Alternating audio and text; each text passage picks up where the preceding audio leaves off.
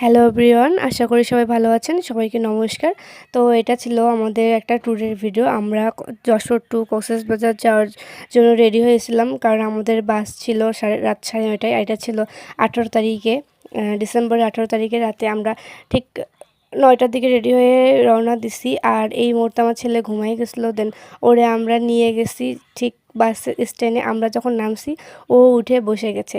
এবার যেহেতু বাসে আমাদের লেট ছিল, 9:30 বাস টাইম ছিল, টাইম মতো বাস আসে নাই, তো ওখানে ওয়েট করতেছিলাম।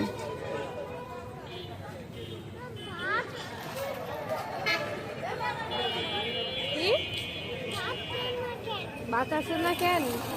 আসবে না, বাবা আসবে, বলো কাকাও আসবে।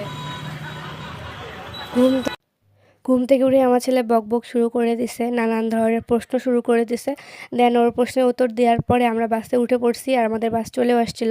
তো এত দূরে জার্নি করার জন্য আমি প্রস্তুত ছিলাম, কারণ আমি এর আগেও অনেক জার্নি করছি। যেহেতু আমার বাবার বাড়ি অনেক দূরে, তো আমি লং জার্নি করি। আর তাছাড়া আমি লং জার্নি করছি ট্রেনে, সবসময় আমি ট্রেনেই জার্নি করি। এবার বাসে আমি ফার্স্ট টাইম আমি জার্নি করতেছি, আর আমি আশা করতে পারিনি জার্নিটা এত এত ভালো হবে। তো যাই হোক, আমরা ঘুম থেকে ওঠার পরে একদম গোপালগঞ্জে পৌঁছে গেছিলাম। দেন আমাদের গোপালগঞ্জে কিছুক্ষণ ব্রেক টাইম ছিল, যেটা নাস্তা করার জন্য আমাদের কিছুক্ষণ টাইম দিয়েছিল। দেন ওখান থেকে নাস্তা করার পরে আমরা আবার রওনা দিলাম। আমাদের বাস আবার ছাড়ছে, আর এই যে একদম পদ্মা সেতুর কাছাকাছি পৌঁছে গেছি। তবে পদ্মা সেতুর উপর দিয়ে আমি এই প্রথম যাচ্ছি।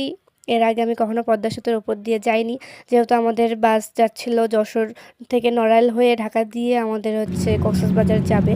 তো এই জন্য আমাদের পদ্মা সেতুটা ভাগ করছে, আর আমরা পদ্মা সেতুর উপর দিয়ে যাচ্ছিলাম। তো আমার তো এই সময় ঘুম ভেঙে গেছে। আমি এই পদ্মা সেতু দেখার জন্য অনেক এক্সাইটেড ছিলাম।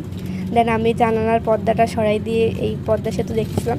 বাসের বাকি সবাই, প্রতিটা মানুষই ঠিকঠাক ঘুমায় গেছে।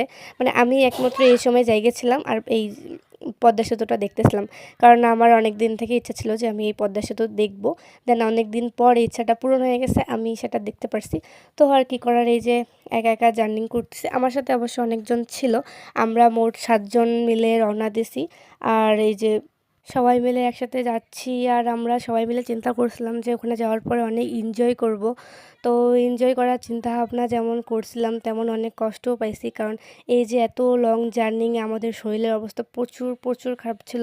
মানে জার্নি করতে যায় মানে মানে প্রতিটা মানুষই পুরোপুরিভাবে ক্লান্ত হয়ে গেছিলাম।